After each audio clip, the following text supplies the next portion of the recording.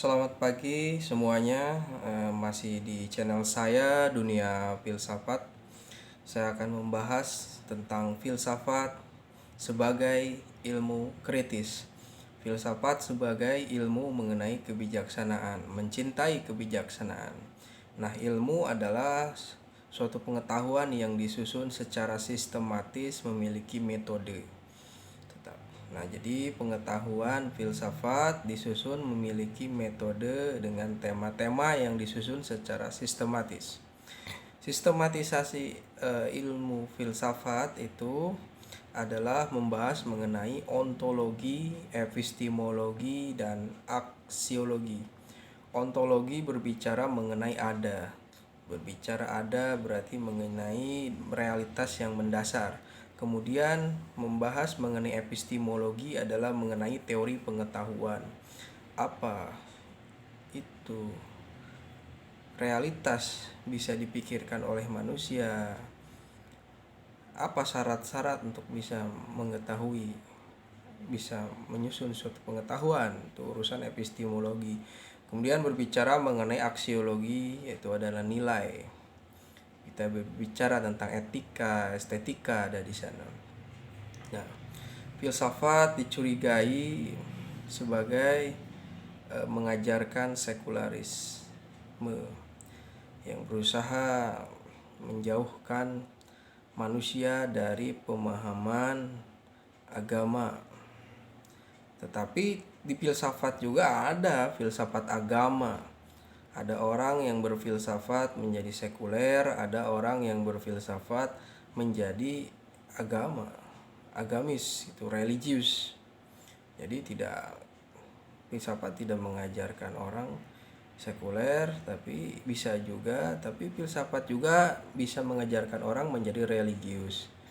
Tergantung pada objek materinya. Juga filsafat ateis, dianggap ateis. Banyak kok filsuf yang bertuhan, Whitehead, Karl Jasper, Muhammad Iqbal, Ibnu Sina, mereka bertuhan.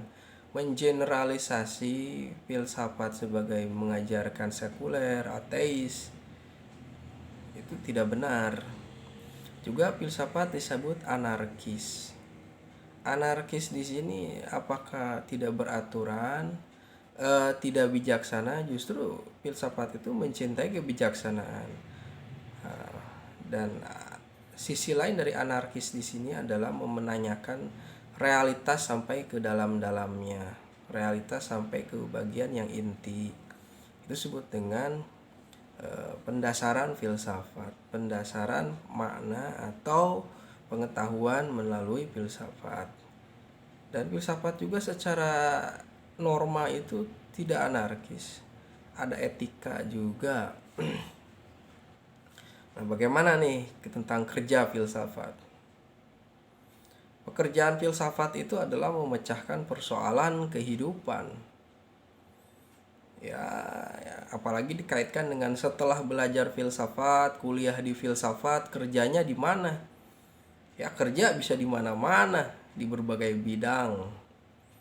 Ya, tentu saja yang bisa kita geluti, dunia penelitian, di lembaga pendidikan, lembaga budaya, kalau kita mau konsen dengan penelitian filsafat.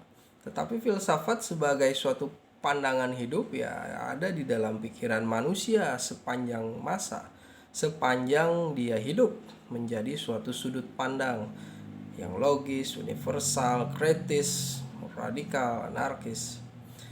Dan itu sebagai sesuatu yang ada di dalam diri manusia setelah belajar menjadi bagian dari pemahaman kesadaran manusia. Filsafat mencari jawaban. Selain mencari jawaban, filsafat juga merumuskan pertanyaan. Pertanyaannya apa saja ya mengenai sistematika filsafat, yaitu pertanyaan soal ontologi, epistemologi, aksiologi. Apa itu kenyataan? Apa realitas ada? Apakah yang ada pada yang kita alami ini benar-benar ada? Itu berbicara tentang epistemologi. Apakah kenyataan yang kita indrawi itu benar-benar ada apakah pikiran kita bisa menjangkau suatu realitas? Nah, apakah pemahaman tentang sesuatu itu membuat kita memiliki makna atau bernilai buat kita? Itu pertanyaan-pertanyaan yang filosofis. Apakah Tuhan hadir di dalam keterlibatan manusia dengan kehidupan ini? Itu pertanyaan filsafat agama. Apakah Tuhan tidak bisa dijangkau oleh pikiran manusia sehingga memikirkan mengenai Tuhan adalah sia-sia saja? Itu juga kajian filosofis. Lalu ada kajian tentang falasi. Apakah Tuhan bisa menciptakan Tuhan selain dirinya? Ini suatu pertanyaan falasi. Dan pemikiran. Pemikiran itu bagian dari subjek berpikir. Subjek itu memiliki kesadaran, dia akan memiliki pendapat sendiri. Jadi subjek melahirkan subjektif. Subjek itu berpikir, berpendapat sendiri. Dan setiap orang